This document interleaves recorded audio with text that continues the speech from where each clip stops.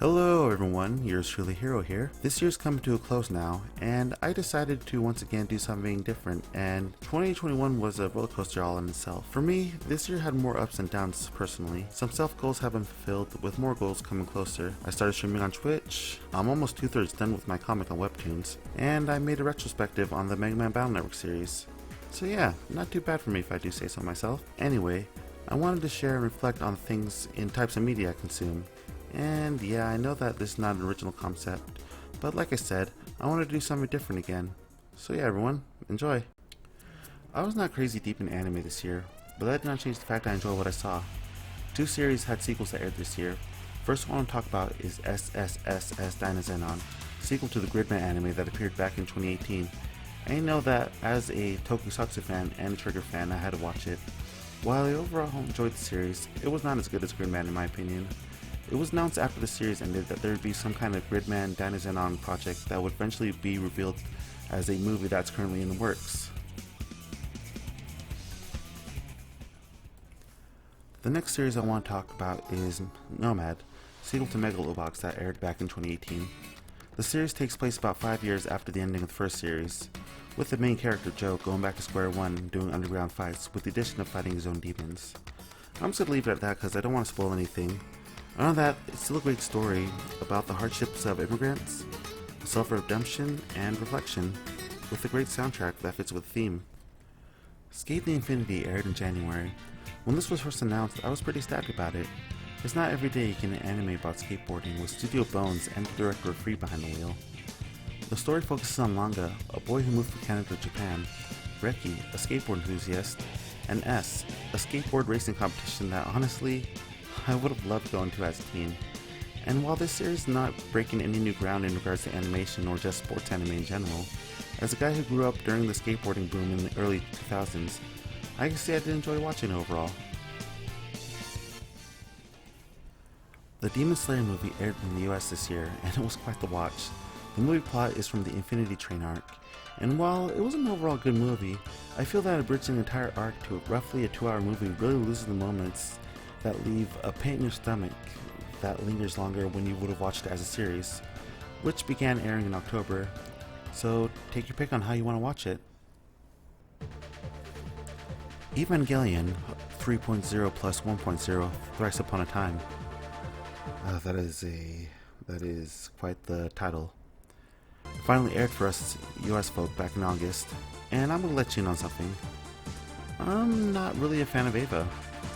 But I've seen the other 3 movies thanks to my good friend Taco, who is probably the biggest Eva fan I know, and despite my lack of knowledge on the franchise, it was an overall enjoyable movie with a pleasant end to wrap up the series of movies overall, I'd say. It would be rude of me to ignore the tragic passing of Kintaro Miura, the creator of Berserk, who passed away in May this year. Though I was not a big fan of Berserk compared to some of my friends, it'd be bad of me to ignore all the contributions his work inspired for many people around the world. Berserk itself was a series that showed a darker side of fantasy that, at the time, was never really shown. I apologize that I can't talk about this topic in any more detail because there are other videos that do more justice on his work, life, and passing, and I do encourage that you check them out. But all I can say is, never overwork yourself. Take time to rest. Rest in peace, Miura. And thank you. In regards to music, not a whole lot has really tickled my fancy this year, except for one artist. Tumelo is an artist who I started listening to back in 2018 when he released his first Jet Set Radio-inspired album, Memories of Tokyo To, and in August of this year, he released the sequel to that album, Memories of Tokyo To Future.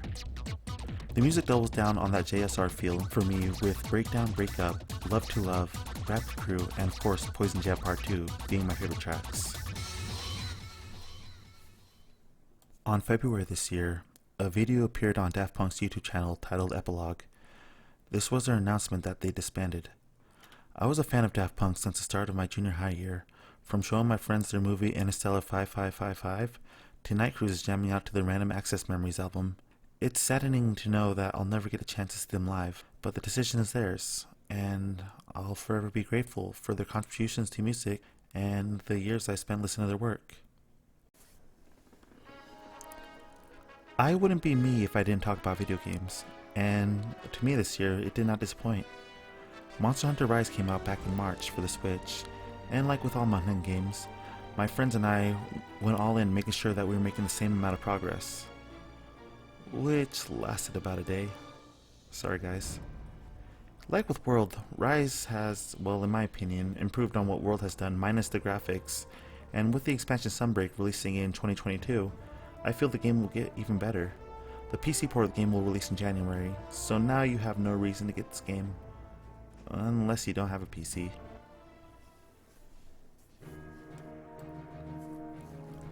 Metroid Dread was announced on June 2021, much to the surprise of myself and many others, with a release date in October. It's been a while since I played a game in the series, but when I started playing, immediately the feeling of playing the previous games rushed back in my head. It goes without saying that Mercury's system improved on what they did for Samus Returns, making it what I feel is the best 2D Metroid. I do recommend people giving it a shot.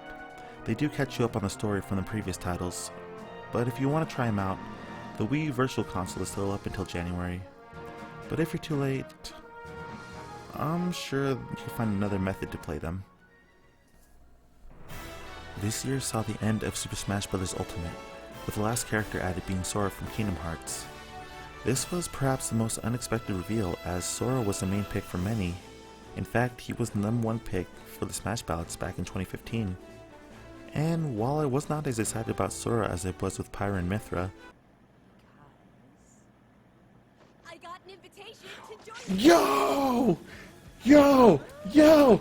Yo! Yo! Yo! Yo! Let's go! Yes, Pyra!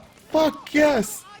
The overall surprise that Disney played ball, giving those who wanted him the joy that he could be a part of this amazing collaboration of a game that, honestly, will possibly never happen again.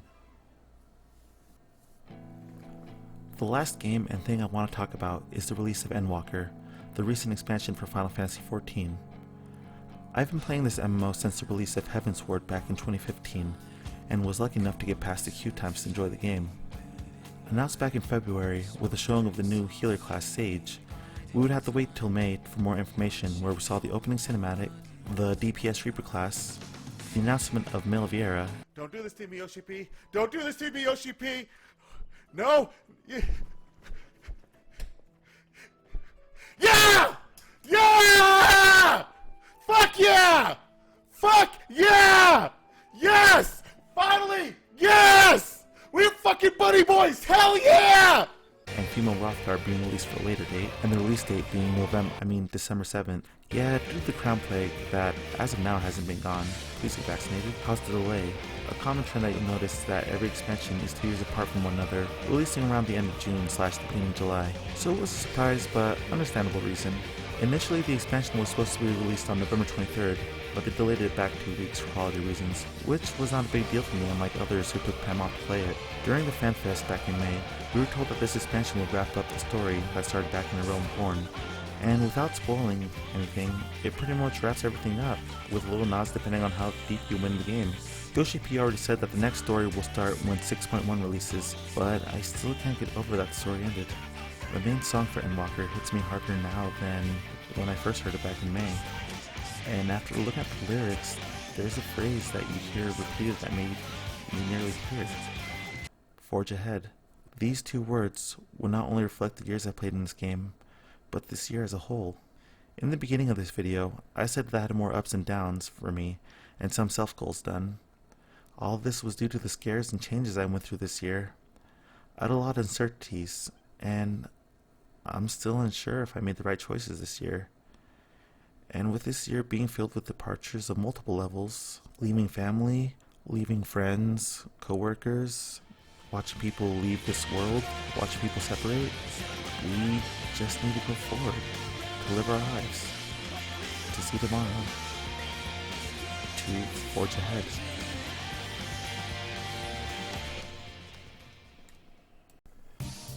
Thank you guys for watching. If you made it this far, neat. I didn't really type this down or anything. It's just me saying that. Honestly, I had a pretty wild year, and I hope that you guys had a pretty good year on your end. And with this year coming to a close and the new year coming around the corner, I hope that you guys are doing good, and I hope that you guys have some good resolutions and that you stick with them. Just try your best to stay positive. The hardest thing this year, I'd say, is that despite how everything's been, we still have to do our part to work with each other. Okay? I'm gonna try to do stuff like this. I want to do stuff like this more often, and hopefully I'll think of some things to do like this in the future. I've been experimenting. Obviously, if you've seen any of the other videos, like like obviously the retrospective, this video, and the Pokemon teams, I just want to try some more things that are not Let's Plays and whatnot. But as of now, I'm your Shirley Hero from Evil Squirtle, telling you guys Happy New Year's, and we'll see you next time. Okay?